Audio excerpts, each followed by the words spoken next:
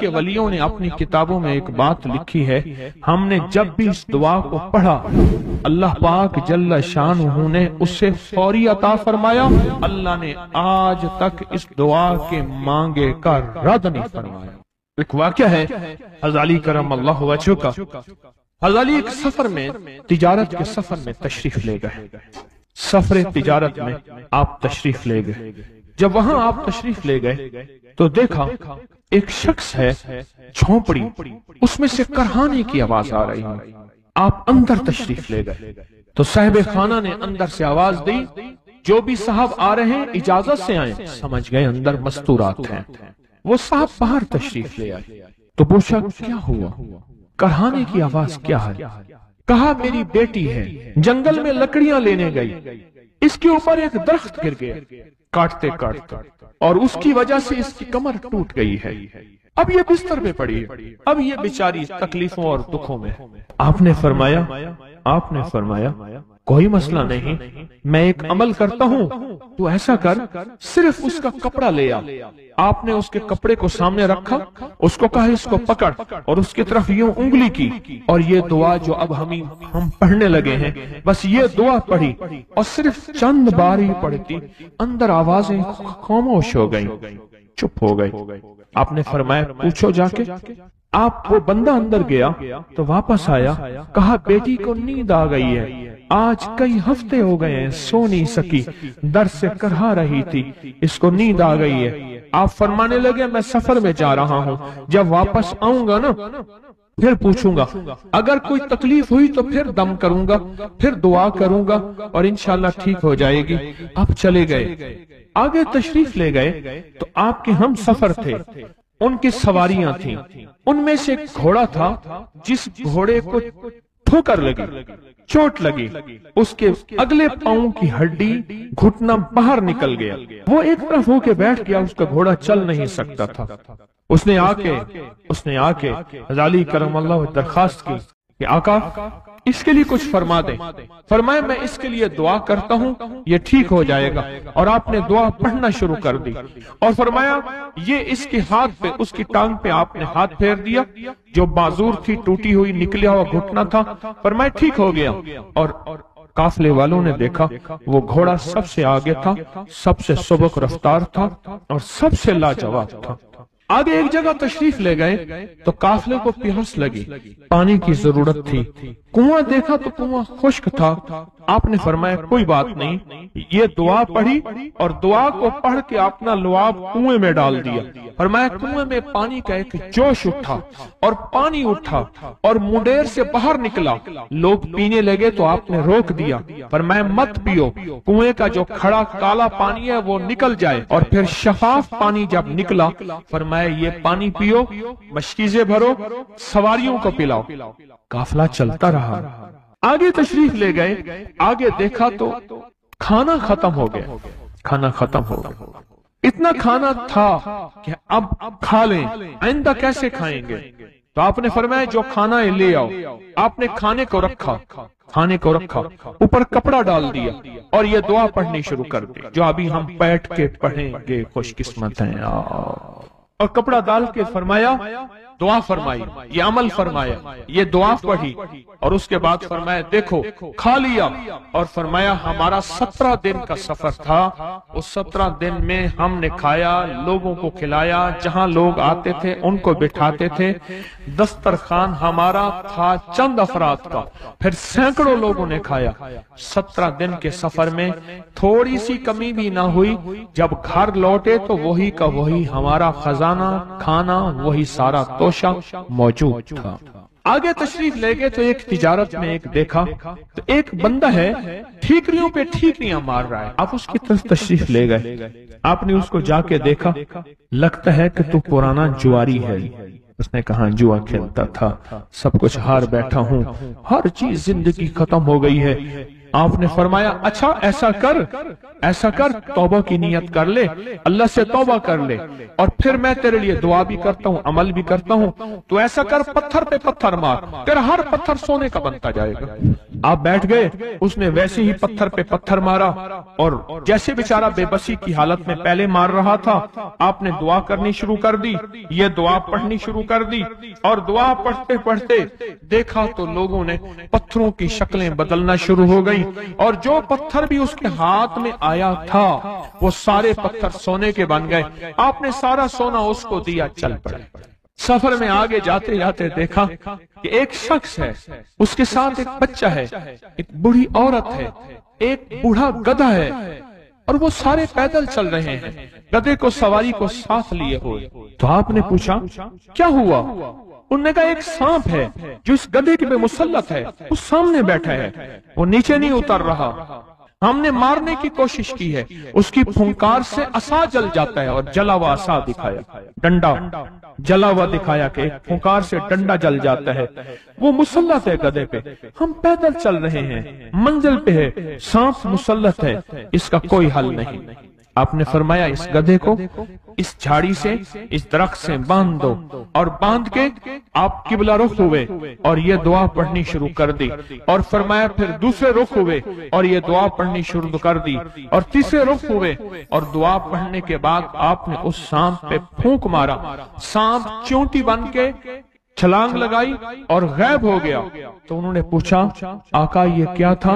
फरमाया ये तुम्हारे ऊपर एक दुश्मन जिन मुसल्लत था जो के तुम्हारी जानों और इज्जतों का लुटेरा था। आखिरकार आपके गुलाम ने आपसे पूछा आका अगर आप ये दुआ हमें सिखा दें, चश्मे फैज से गरेक इशारा हो जाए, चश्मे फैज से गरेक इशारा हो जाए, लुत्फ हो आपका और काम हमारा हो जाए। आए बिस्मिल्लाह करके इस दुआ को पहले सुनते हैं। या वहाब हबली मिन नेमत दुनिया वल आखिरा इन्नका अंतल वहाब। अल्लाह के वलियों ने अपनी किताबों में एक बात लिखी है, हमने जब भी इस दुआ को पढ़ा अल्लाह पाक जल्ल शानुहु ने उससे फौरी अता फरमाया, वरना उसकी निस्बत अता फरमाई, और वरना चंद लम्हों में अता फरमाया, वरना चंद दिनों में। अल्लाह ने आज तक इस दुआ के मांगे का रद्द नहीं फरमाया। रेस की वुसअत के लिए जो मैं बताता हूं कि बंदा है 129 दिन और 129 दफा सूरत कौसर पढ़ और फिर आंखों से रब की ताकत के जलवे देख। 129 दिन और 129 बार। आप बताएं जो ये पढ़ते हैं 129 बार सूरत कौसर कितना वक्त लगता है? सही बताएं, अगर नहीं पढ़ते ना बताना। 10 मिनट की आवाज भी है, 7-8 मिनट की आवाज भी है, 15 मिनट की आवाज भी है। हम 15 मिनट ले लेते हैं, 15 मिनट ले लेते। क्या रोजाना के 15 मिनट हमारे लिए मुश्किल है? 129 बार सूरत कौसर, और अगर जगह और वक्त एक हो तो फिर उसकी ताकत और तासीर हैरत अंगेज तौर पे दुगनी हो जाती है। जमान और मकान वही वक्त वही जगह। मजबूरन अगर नहीं है तो कोई हर्ज नहीं, पर यकीन दिल की गहराइयों, अंदर का दर्द और पूरे खुशू खुजू दिहान तड़प तड़प और जज्बे के साथ पढ़ 129 बार। असल में ये 129 का जो अदद है ना, लफ्ज लतीफ का अदद है, या लतीफ हो ना लतीफ। 129 बार और 129 दिन। फिर कुदरत के खजाने और रब की रहमत के खजाने, उसकी अता और शफकत के खजाने, उसकी मेहरबानी के खजाने। एक और चीज बताऊं, दीदार मुस्तफा के लिए, कमली वाले के दीदार के लिए सूरत कौसर बहुत बाकमाल है। अब इसके फायदे सुनते जाएं, 129 दफा के फायदे जरा सुनते जाएं, क्योंकि मेरे आका की तसल्लियों के लिए, दिलजोइयों के लिए ये आयत, ये सूरत उतरी थी। कुरान की सबसे छोटी सूरत है। दिलजोइयों के लिए ताने दे दे के जालिमों ने मेरे आका का सीने को छलनी किया, और अल्लाह पाक जल्ल शानहू ने फरमाया मेरे हबीब क्यों गमज़दा है, हमने आपको कौसर दे दी। और मेरे हबीब ये जो ताने देने वाले हैं, आप पे जादू करने वाले हैं, आप पे नजर बद के हमले करने वाले हैं और आपके साथ हसद करने वाले हैं, ये इन नशान आका अबतर, ये तो ऐसे अबतर होंगे, इनकी जिंदगी अबतर होगी ابتر سے ابتر اور ابتر ہوگی کہ بس زمانہ دیکھے گا وہ وشماتت الاعداء، اور ان کے دشمن ان پہ ہنسیں گے، ایسے ابتر ہوں گے۔ 129 بار سورۃ کوثر دیدار مصطفیٰ کے لیے، 129 بار سورۃ کوثر جادو کے آخری توڑ کے لیے، 129 بار سورۃ کوثر جادو کو خود پلٹانے کے لیے، پلٹ جاتا ہے۔ 129 بار سورۃ کوثر آفات اور بلیات کو دور کرنے کے لیے، 129 بار سورۃ کوثر انزائٹی، ٹینشن، ڈپریشن اور اسٹریس کے لیے، اور 129 بار سورۃ کوثر پرسکون نیند کے لیے، 129 بار سورۃ کوثر پرسکون زندگی کے لیے، اور 129 بار سورۃ کوثر پھر دنیا حسنہ کے لیے۔ وہ طاقتور چیز ہے جو 7 نسلوں کو کھلاتی بھی ہے، پلاتی بھی ہے، سکون کی نیند سلاتی بھی ہے، اچھا لباس پہناتی بھی ہے، عزتوں کے تاج سر پہ رکھواتی بھی۔ نوری لقمہ اپنی زندگی کی ضرورت بنا لیں، پھر کیا ہوگا؟ سورۃ فاتحہ کی آیات 7 ہیں۔ اللہ 7 آسمان اور 7 زمین کی جتنی بھی برکات ہیں، برکات من السماوات والارض، اللہ 7 آسمان اور 7 زمین کی ساری برکات اس کو عطا کر دے گا، اور لوگوں کو پتہ ہی نہیں ہوگا کہ یہ بندہ کتنا مالدار ہے، روحانیت کی طاقت اور روحانیت میں کتنا آگے ہے، کوئی پہچان بھی نہیں سکے گا کہ روحانیت میں یہ بندہ کتنا آگے ہے اور کتنا آگے سے آگے بڑھ گیا ہے، کسی کو علم بھی نہیں ہوگا۔ نوری لقمہ اپنی زندگی کی مجبوری بنا لے، اور نوری لقمہ اپنی زندگی کی ضرورت بنا لے، پھر دیکھیں کمالات۔ کیوں؟ فرمائے جو سارے قرآن میں ہے، جو سارے قرآن میں ہے، جو سارے قرآن میں ہے، آنکھیں کھل جائیں۔ یہ سورۃ فاتحہ نماز کھانے کے دوران پڑھنے والا یہ اہل نظر میں ہے، اس کی نظر وسیع ہو جاتی، یہ اہل کشف ہوتے ہیں، ان کی دل کی آنکھیں کھل جاتی ہیں، یہ فرشتوں کو دیکھتے ہیں، یہ انسانوں کے دلوں میں جھانک لیتے ہیں، یہ کائنات کے راز پڑھ لیتے ہیں، کائنات کے راز پڑھ لیتے ہیں۔ کہ اللہ پاک ان کے سامنے جنات آنکھوں سے دکھاتا ہے، حتیٰ کہ یہاں تک کہ اللہ قبر کے راز بھی ان کے اوپر کھول دیتے ہیں۔ نوری لقمے کا اثر یہ ہے، دل کی آنکھیں کھل جاتی ہیں، دل کی آنکھیں کھل جاتی ہیں، دل کی آنکھیں کھل جاتی ہیں۔ یہ نور لقمے کی تاثیر ہے۔ چہرے کی آنکھیں تو سب کے پاس ہیں، دل کی آنکھیں سب کے پاس نہیں، دل کی آنکھیں سب کے پاس نہیں، چہرے کی آنکھیں سب کے پاس ہیں، دل کی آنکھیں سب کے پاس نہیں۔ نوری لقمے کی یہ تاثیر ہے کہ دل کی آنکھیں کھل جاتی ہیں، اور دل کی دنیا آباد، اور دل کی دنیا شاد، اور دل کا وہ بندہ بامراد بن جاتا ہے جو نوری لقمے اپنی زندگی میں شامل کرتا ہے۔ اور نوری لقمے سورۃ فاتحہ، اور کتنی بار؟ اچھا، یہ سورۃ فاتحہ بیماریوں کا علاج۔ صحابہ کرام فرماتے ہم جا رہے تھے، کوئی ایک سردار تھا، اس کو بچھو نے کاٹ لیا اور اس کو چیخ رہا تھا بیچارہ، فرمایا سانپ کا کاٹا سوئے، بچھو کا کاٹا روئے۔ میرے پاس ایک سانپ کا کاٹا آیا تھا، غنودگی میں تھا، وہ بہت غنودگی میں سے سوتا تھا، اور میں نے کہا اس کو سونے نہ دے، خیال نہ کیا انہوں نے، ادھر سے ہٹا تو بندہ ختم ہو گیا، سانپ کا کاٹا۔ ہمارے ایک والد صاحب رحمۃ اللہ علیہ کے تھے ملک عبد الرحمن ڈوڈی، وہ لائے تھے، تو کہنے لگے اس بچھو کے کاٹے کا علاج، صحابہ کرام نے 7 بار سورۃ فاتحہ پڑھ کے اس پہ دم کر اور وہ ٹھیک ہو گیا۔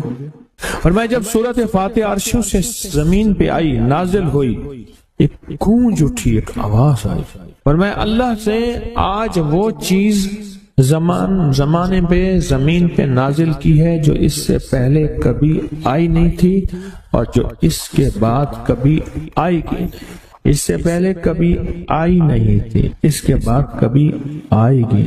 اور جب سورۃ فاتحہ نازل ہوئی، شیطان رویا، پیٹا، اپنا سر پہ راکھ ڈالی اور اتنا شور کیا کہ کاش کہ یہ سورۃ فاتحہ آئی ہے، اور اگر آئی ہے تو واپس چلی جائے، اگر واپس نہیں گئی تو کسی کی زبان پہ نہ جائے، یعنی کوئی اس کو پڑھ نہ سکے، اگر پڑھے تو اس کا یقین نہ ملے۔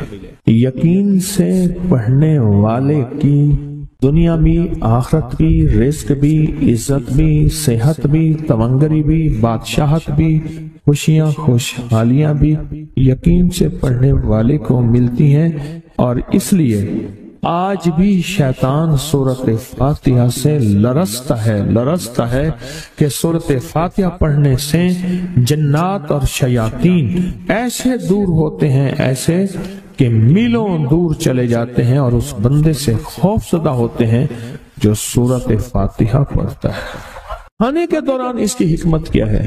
انسان کھانے کے دوران مشغول ہوتا ہے، کھانے کی لذتوں میں کھویا ہوا ہوتا ہے، اور اگر بھوک بہت زیادہ ہو بھوک بہت زیادہ ہو تو پھر تو ہوش نہیں ہوتا، پھر ہوش ہی نہیں ہوتا اگر بھوک بہت زیادہ ہو۔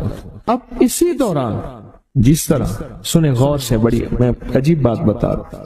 حضرت امام جعفر صادق سلام اللہ رضوان اللہ تعالی علیہ مجمعین اللہ کے ولی تھے، ولایت کے تاجدار تھے، سرداروں کے سردار تھے، اولیاء کے سردار تھے۔ میں بازار میں جاتے تھے، جا کے پھر واپس آ جاتے تھے، پھر جاتے کچھ نہیں خریدتے تھے۔ کسی نے پوچھا اب کیوں جاتے ہیں؟ فرمایا 2 وعدے لینے۔ کیا؟ میں جا کے بازار میں ہر بندے کو سلام کرتا ہوں، وہ سلام کا جواب دیتے ہیں، اور کیا پتا کسی کے سلام کا جواب ایسا ہو جو اللہ کے ہاں مقبول بھی ہو، محبوب بھی ہو۔ اور پھر فرمایا بازار میں جاتا ہوں اور جا کے بازار میں جاتا ہوں اور جا کے بازار کی دعا پڑھتا ہوں۔ فرمایا جو چوتھا کلمہ گھر میں پڑھے گا اس کو 10 نیکیاں ملیں گی، اور جو بازار میں پڑھے گا کتنی نیکیاں ملیں گی؟ 10 لاکھ نیکیاں ملیں گی۔ فرمایا میں 10 لاکھ نیکیاں کمانے کے لیے جاتا ہوں۔ آل رسول کی محبتیں، عبادتوں کا حرص دیکھیں، ہمیں مال کا حرص، انہیں اعمال کا حرص۔ وہی دعا، وہی چوتھا کلمہ گھر میں پڑھیں، 10 نیکی ہیں، بازار میں پڑھیں کیونکہ وہ ہر بندہ مشغول ہے، دنیا میں، مال میں، چیزوں میں، بھاؤ تاؤ میں لگا ہوا ہے، وہی بازار میں پڑھیں تو 10 لاکھ نیکیاں۔ اسی طرح کھانے کے دوران جب لذت ہے، کھانے کے دوران ذائقہ ہے، اور کھانے کے دوران لذت اور ذائقے میں اگر کوئی بندہ سورۃ فاتحہ پڑھ لے تو اللہ کہتا ہے تو ان لذتوں میں مجھے نہ بھولا، ان کھانے کی چیزوں میں مجھے نہ بھولا، ان ساری کیفیتوں میں مجھے نہ بھولا۔ اللہ خوش ہوتا ہے، اور پھر اللہ جل شانہ اسے 7 آسمان اور 7 زمین کی برکتیں حوالے کر دیتا ہے، اور جس کے پاس 7 آسمان 7 زمین کی برکتیں ہوں، یہ ساری عبادتیں کھانے کے دوران کوئی معنی نہیں رکھتی، پھر ایسی سمیٹ کے اللہ کائنات کو اسے دے دیتا ہے۔ نوری لقمے کی تلاش کریں، نوری لقمہ زندگی میں لے آئیں، بڑی خوشحال زندگی گزرے گی، بہت لاجواب زندگی گزرے گی۔ 7 دفعہ سورۃ فاتحہ سے قرضے اتر جاتے ہیں، 7 دفعہ سورۃ فاتحہ سے بیٹے مل جاتے ہیں، 7 دفعہ سورۃ فاتحہ سے نعمتیں، اور 7 دفعہ سورۃ فاتحہ وہ طاقتور چیز ہے جو 7 نسلوں کو کھلاتی بھی ہے، پلاتی بھی ہے، سکون کی نیند سلاتی بھی ہے، اچھا لباس پہناتی بھی ہے، عزتوں کے تاج سر پہ رکھواتی بھی ہے۔ کہیں انشاءاللہ۔ اب سوچیں کون سا مشکل عمل، بہت زبردست عمل ہے، 1 منٹ کا کام ہے اور کام بن جاتا ہے۔ اور میں نے اس کی اجازت جتنی مشکل سے لی تھی نا، اس عمل کی بہت مشکل سے اجازت، اور جس دن لی تھی اسی دن فیصلہ کیا تھا انشاءاللہ اسے چھپاؤں گا نہیں، انسانیت مخلوق کو بتاؤں گا۔ اور یہ 7 دفعہ سورۃ فاتحہ جو دل کا مریض ہو مجھ جیسا، اس کا بھی علاج ہے، جسمانی ہو یا روحانی۔ میں نے پچھلی دفعہ کہا نا کہ میں دل کا سخت مریض ہوں اور آج بھی ہوں، دعا کرو موت تک نہ رہوں، اور میں دل کا سخت روحانی مریض ہوں، جسمانی نہیں ہوں۔ میری پچھلی دفعہ کی وجہ سے پوری دنیا میں کوہرام مچا ہوا ہے کہ بابا گیا، جانا تو ہے، جانا تو لازم ہے۔ پچھلی دفعہ میں نے وہ کہہ دیا کہ میں دل کا سخت مریض ہوں، میرے لیے دعا کرو، وہ یہ مریض ہوں، روحانی مریض ہوں، روحانی مریض ہوں۔ تو یہ بیماری جو دل کی بیماری ہے نا، اس کا بھی علاج ہے، روحانی ہے یا جسمانی؟ جیسے میں دل کی روحانی بیماریوں کے بارے میں نے آپ کو کہا، میں سخت مریض ہوں دل کا، اللہ کرے اس کا مرض کا علاج ہو جائے، تو کھانا کھاتے ہوئے میرے دل کے لیے بھی آپ دعا کریں گے کہ اللہ بھی میرے دل کو ٹھیک کر دے، اللہ بھی ٹھیک کر دے۔ آپ مجھے بزرگ سمجھتے رہے ہیں اور اندر سے کام کھوکھلا ہو، یہ دل کی روحانی بیماریوں کا بھی علاج ہے، اور یہ جسم کی اور دل کی جسمانی بیماریوں کا بھی علاج ہے، یہ صحت مندی کا راز ہے۔ سورۃ فاتحہ ہے بابا، سورۃ فاتحہ، سورۃ فاتحہ۔ جو بندہ سورۃ فاتحہ پڑھتا ہے ایک بار، اللہ جل شانہ ان 7 آیات کی تاثیر اور طاقت اسے عطا فرماتے ہیں، اور 7 سمندروں میں جو غذا، رزق، طاقت اور قوت اللہ نے رکھی ہے اس کا حصہ اس بندے کو دیتے ہیں جو صرف ایک بار سورۃ فاتحہ پڑھتا۔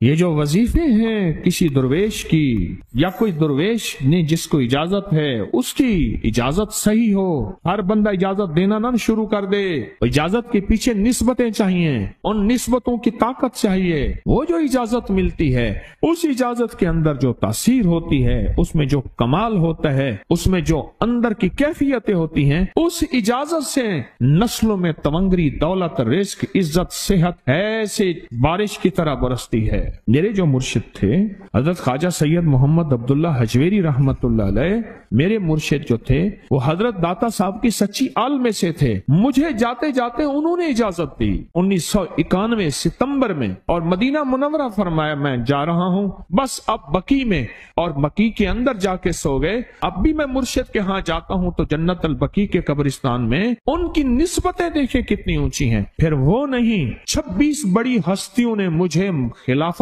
اجازتیں دیں، 26 سے بلکہ زیادہ اجازتیں اور خلافتیں دیں، اور ان کی توجہات ہیں، ان کی پیچھے دعائیں ہیں، اور پیچھے کامل کے ہاتھ ہیں۔ یہ روحانیت کی نسبتیں ہوتی ہیں، روحانیت کی نسبتیں ہوتی ہیں۔ ان نسبتوں کے ساتھ جیسے آپ تسبیح خانے میں ماشاءاللہ پوری دنیا میں لوگ یہاں آئے ہوئے ہیں، اور بڑے بڑے ہستیاں یہاں آئی ہوئی ہیں جو مٹی ہو کے چٹائیوں پہ پڑے ہیں، خواتین میں بھی مردوں میں بھی، بڑے بڑے عہدوں والے، عزتوں والے، بڑے بڑے مقام والے یہاں اپنے مرشد خانے میں بے حیثیت ہو کے پڑے ہیں۔ جو بے حیثیت ہو کے آتا ہے اللہ اس کو عزت اور مقام اور حیثیت دے۔ کہنے لگا میں نے نا حمزات کو قابو کرنے کے لیے میں نے ایک عمل کیا۔ عمل یہ تھا کہ ایک بڑا سا تھال لے لیں، جیسے یہ گارے اور مٹی میں تھال ہوتے ہیں، اس کا چراغ بنا لیں، اس میں 10 کلو تیل ڈالیں اور بڑی ساری بتی ہو، ٹھیک، اس کی بتی جلائیں، 10 کلو تیل جلنا ہے۔ یہ سارا کتنا تیل جلنا ہے؟ اس کی بتی میں، اس کی لو میں دیکھنا ہے، اور پھر بیٹھنا اس انداز سے ہے کہ میرا سایہ ہو، اور پھر میں اپنے سائے کو بھی دیکھوں، لو کو بھی دیکھوں، اور اس کے بعد یہ وظیفہ پڑھنا ہے۔ 40 دن میں یہ 10 کلو تیل جل جاتا ہے، دن رات بیٹھنا ہے اور اس کو پڑھنا ہے۔ 30 دن جب گزرے تھے، 30 دن گزرنے کے بعد اس کو نقشے نظر آنا شروع ہوئے۔ نقشے یہ نظر آنا شروع ہوئے کہ گھر ہے، بچے ہیں، کھیل رہے ہیں، اماں بیٹھی ہے، آپس میں بچے کو لڑ بھی رہے ہیں، کھا بھی رہے ہیں، پی بھی رہے ہیں۔ اس نے ادھر سے توجہ ہٹائی۔ مرشد نے فرمایا تھا کہ دیکھ میری نگرانی میں عمل کر رہا، نقشے نظر آئیں گے، کسی نقشے میں نہ توجہ کرنا نہ خوف کرنا، خوف بھی آئے گا، چیزیں بھی آئیں گے، نہ کرنا، بس نہ کرنا۔ دوسرے دن اوپے سے نظر آیا، پھر بچے ہیں کسی باغ میں کھیل رہے ہیں، ایک بچہ پھر گم ہو جاتا ہے، ماں روتی ہے، اتنا روتی ہے اس کو رونا آ جاتا ہے۔ پھر خیال آیا مرشد نے فرمایا تھا کسی توجہ نہ کر، یہ کیا نقشہ شروع ہو گیا؟ اچھا پھر 2 دن کے بعد نقشہ آیا، بچے کھیلتے کھیلتے کھجور پہ چڑھ گئے، ایک بچہ جو اوپر سے گرا اس کے بازو ٹوٹ گئی، لات ٹوٹ گئی، اب پتہ چلا وہ تو مر گیا۔ اب اس کی میت پہ جو اماں نے بین ڈالے، جو ابے نے روئے اور گھر کی مائیاں روئیں، اصل اس کو وظیفے سے ہٹانا تھا، اور اس کی نظر جو وہ وہاں سے نظر سے ہٹانا تھا۔ پھر اس کو مرشد کا خیال آیا کہ توجہ نہیں ہٹانی، دھیان نہیں ہٹانا۔ پھر خیال آیا جب مرشد کامل ہو فائدہ کبھی نہیں ہوگا جب تک یقین کامل نہ، اصل توجہ ہٹانی ہے۔ اور بہت زیادہ رونا، اور اتنا رونا کہ سرکار کا خیال آیا، بچے کو لے جا رہے ہیں، اس کی میت پھر قبر کھود رہے ہیں، پھر اس کا یہ کر رہے ہیں،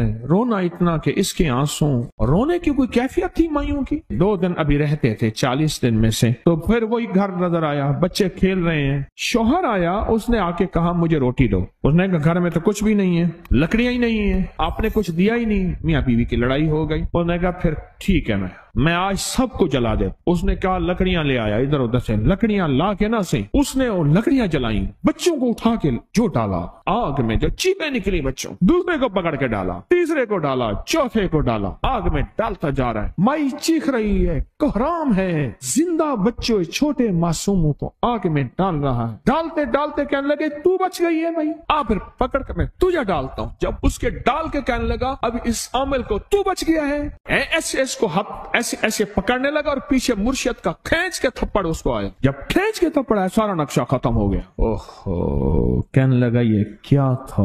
مرشد کامل ایسا ہوئے جرا لولوں دے وچ وسے ہو، نال نگاہ دے پاک کریندا، نہ صابن سجی دھتے ہو۔ یہ اس وقت ہوگا جب یقین ہوگا، جب تیرا یقین کمزور ہے۔ مرشد کامل ہے، یقین کامل نہیں ہے، ناکام رہے گا ساری زندگی، تھرمامیٹر لگاتا رہے گا۔ کوئی کہہ دے گا کہ تیرا مرشد 1 نمبر ہے، ولی ہے، کہا سبحان اللہ۔ کوئی کہہ دے گا 2 نمبر ہے، کہے توبہ توبہ۔ ساری عمر اسی زندگی میں رہے گا، کبھی نہیں پا سکے گا۔ 40 دن کے بعد مرشد کی خدمت میں حاضر ہوا اور سارے نقشے بتائے، فرمایا نہ بتاؤ، ہم دیکھ رہے تھے۔ علامہ فخر الدین رازی رحمت اللہ علیہ کا مشہور واقعہ ہے، مرید جو ہے آپ کا سینکڑوں میل دور، اور وہ مرید وہ تھا جو ساری عمر اللہ کے وجود کو کہتا رہا کہ اللہ کے وجود کو نہ ماننے والے کہتے تھے کوئی اللہ نہیں ہے، کہاں ہے دکھاؤ، ہر چیز خود بخود بن گئی ہے، خود بخود ختم ہو جائے گی۔ ان کے پاس 100 دلیلیں تھیں، کتنی 100 دلیلیں تھیں، اور آج تک ان کی دلیلوں کو کوئی توڑ نہیں سکا تھا اللہ کے وجود پہ۔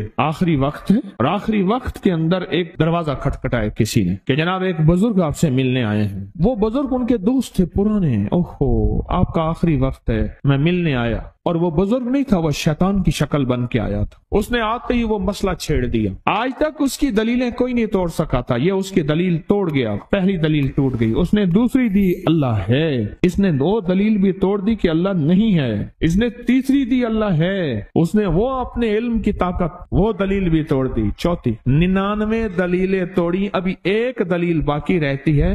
اگر وہ بھی دلیل گئی تو یہ بھی کہتا ہے اللہ نہیں، اور آخری وقت میں رب کے وجود کا انکار کر کے خاتمہ خراب کر کے گیا۔ مرشد وضو فرما رہے تھے، دور کہیں میلوں میلوں دور اللہ نے اپنی طاقت قدرت سے نقشے ہٹائے سامنے سے، اور نقشے ہٹائے کہ تیرا مرید گیا، وہیں سے وضو کا پانی چلو بھر کے نہ زور سے پھینکا، اور کانوں میں آواز آئی کیوں دلیلیں دے رہا ہے؟ تو نہیں کہتا میں نے اللہ کو بغیر دلیل کے مانا، تو دلیلیں دے رہا ہے؟ کیوں نہیں کہتا کہ میں رب کو بغیر دلیل کے مان؟ عمر رضی اللہ تعالیٰ عنہ امیر المومنین مسجد نبی میں خطبہ دے رہے ہیں، حضرت ساریہ صحابی تھے، وہ اس لشکر کے سپہ سالار تھے، میلوں سے میلوں سینکڑوں میل دور ایسے نقشے ہٹے، اور خطبے کے دوران انوکھی بات کہہ دی، یا ساریہ الجبل، ساریہ پہاڑ کے پیچھے دیکھ دشمن وہاں سے حملہ کر رہا ہے، اور